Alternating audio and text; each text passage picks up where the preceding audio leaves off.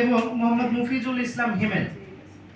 আমরা চারজন সদস্য আমরা সামগ্রিকভাবে আমরা একটা স্লাইড আমরা তৈরি করেছি, যেখানে আমাদের প্রথম প্রশ্ন ছিল আমাদের কাছে যে আমাদের পারিবারিকভাবে আমরা কি কাজটা করতে পারি। আমরা এখানে 3টা পয়েন্টকে হাইলাইট করার চেষ্টা করেছি। প্রথমত, নিজে সচেতন হব এবং পরিবারের সদস্যদের সচেতনতা বৃদ্ধিতে ভূমিকা রাখব। দ্বিতীয়ত, পরিবারের কেউ তামাক গ্রহণ করলে ক্ষতিকর প্রভাব সম্পর্কে তাকে জানানো পর্যন্তই আমাদের থেমে গেলে হবে না, বরঞ্চ নিয়মিত অবজারভেশনে রাখব।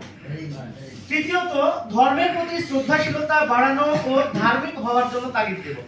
এবং আমরা স্ট্রংলি এটা বিশ্বাস করি যে ধর্মীয় অনুভূতি একজন মানুষকে কেবলমাত্র এই তামাক থেকে বের হয়ে আসার জন্য সর্বোচ্চ ভূমিকা রাখতে পারে।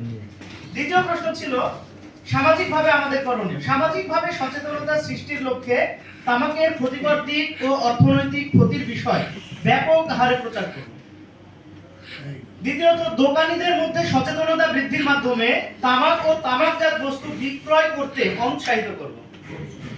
তৃতীয়ত, মসজিদে তালিম ও খুতবায় তামাকের ভয়াল থাবা থেকে মুক্তির জন্য করণীয় বিষয়ে ধারাবাহিক আলোচনা অব্যাহত রাখব। আজকে আমরা বিবিএম থেকে মোটিভেটেড হয়েছি, আগামীকালকে শুক্রবার একদিন আমরা শুধুমাত্র জুমার বয়ানে শেষ করে দিলাম না, তা হবে না। বরঞ্চ আলেম সমাজ যারা আছেন তাদের কাছে আমার আহ্বান, যতদিন পর্যন্ত আমাদের সমাজ থেকে এই তামাকের এই ভয়াল থাবা উঠে না যায় ততদিন পর্যন্ত আমাদের খুতবা জারি থাকবে ইনশাআল্লাহ।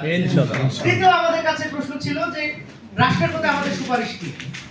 আমরা 3টা সুপারিশ রাখতে চাই। প্রথমত, তামাকজাত দ্রব্যের ভ্যাট বা শুল্ক 50% পর্যন্ত বৃদ্ধি করতে হবে, যেটা মাত্র 0.6% আছে। এটাকে অনতিবিলম্বে 50% নিয়ে যেতে হবে। উৎপাদন, বিক্রয় ও বিপণন নিষিদ্ধ করে আইন প্রণয়নের জন্য সোচ্চার ও সামাজিক আন্দোলন গড়ে তুলব। দ্বিতীয়ত, শিক্ষা ব্যবস্থায় ধর্মীয়